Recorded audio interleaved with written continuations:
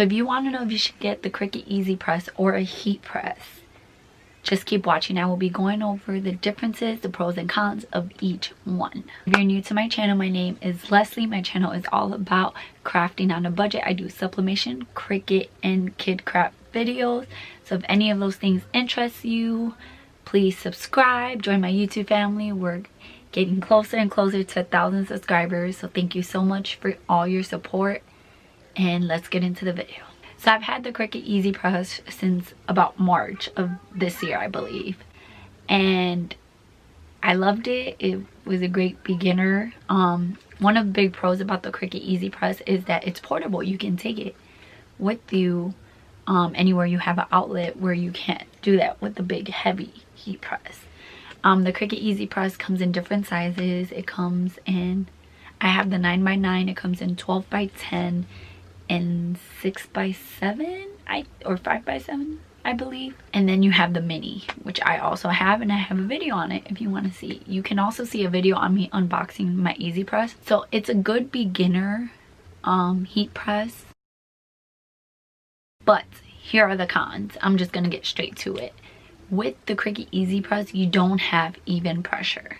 The pressure you have on the Cricut Easy Press is pressure you put on the press. So that's a downside when doing HTV and things like that, because you need pressure for those things to be able to stick well and adhere and last. So I've heard of, you know, the HTV coming up and stuff like that.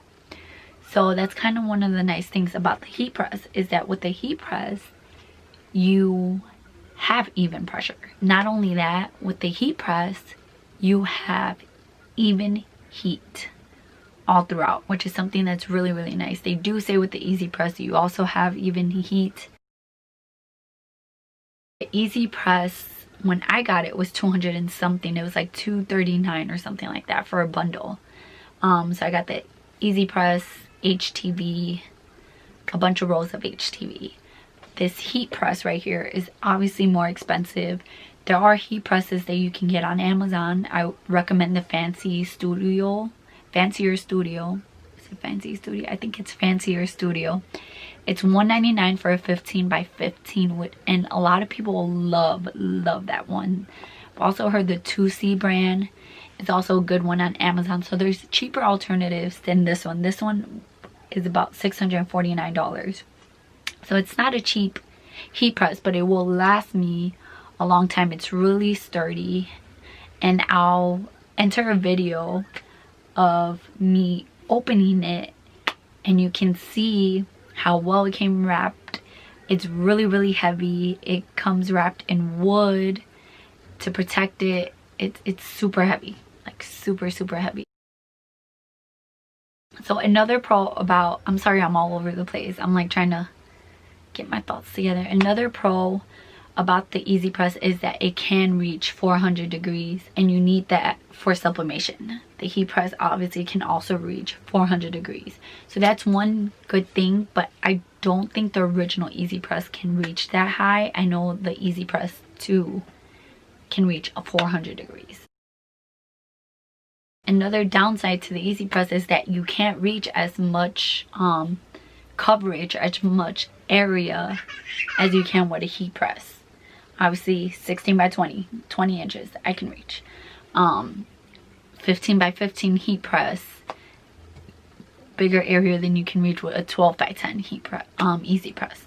So if you're a beginner, I would honestly recommend to just get a heat press. Get a 15x15 heat press.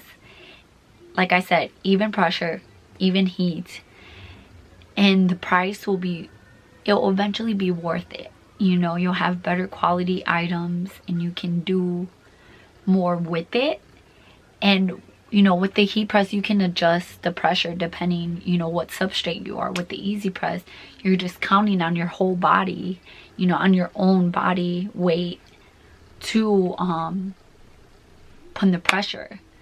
And although they say, you know, you don't need to put your whole body on there to give a lot of pressure, you know, sometimes you need that pressure, especially with sublimation. Sometimes I've done some sublimation with my Easy Press, but I feel like a lot of things are much easier to just do with the heat press in terms of sublimation. A con to the heat press is that it's harder to do bigger projects sometimes, depending how big your heat press is.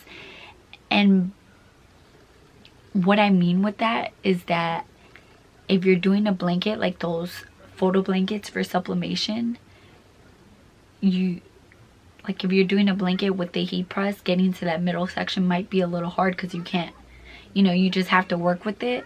Whereas an easy press, you can just put the blanket on the floor and, you know, press it. Something else that is nice about the Cricut Easy Press is that it doesn't take as long to warm up. The heat press, to warm up to 400 degrees, it takes about 15 minutes. Whereas the Cricut Easy Press warms up really fast. And that's because this is a high quality machine. This requires more power to heat up. This could trick your breaker. This doesn't require as much power to heat up. My heat press has this right here, so you can put one hand on this and the other hand on that one to kind of help you open it up easier. And then this is where you adjust your pressure. And it has like a breaker built into the heat press, so it protects it from burning the heat press if you like trigger the breaker. And then it has its own little breakers right here. The Easy Press is also, you know, small, so it can, you know, it can be put on a shelf or something. It doesn't take much space, whereas the heat press is this gigantic thing and takes up a lot more space. Like, it doesn't even fit on my table.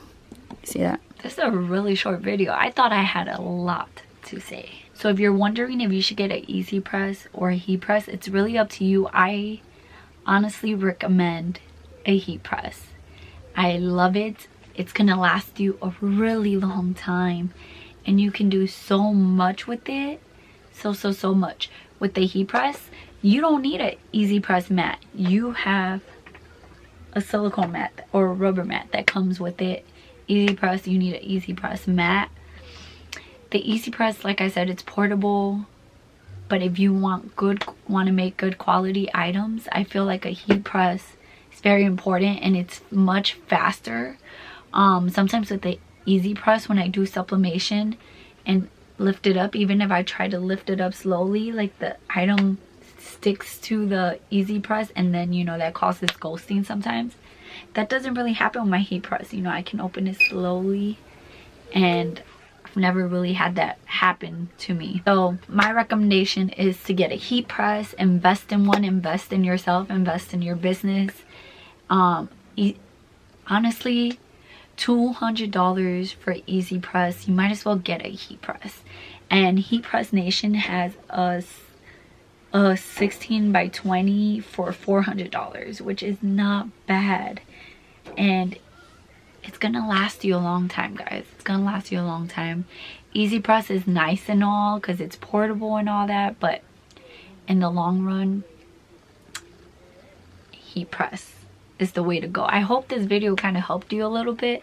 I'm sorry I was all over the place. I thought I had my thoughts straight, but apparently not. You enjoyed this video? If you did, don't forget to subscribe, give this video a thumbs up, hit the bell notification button so you'll be notified every time I upload, and I'll see you in my next video. Bye, guys.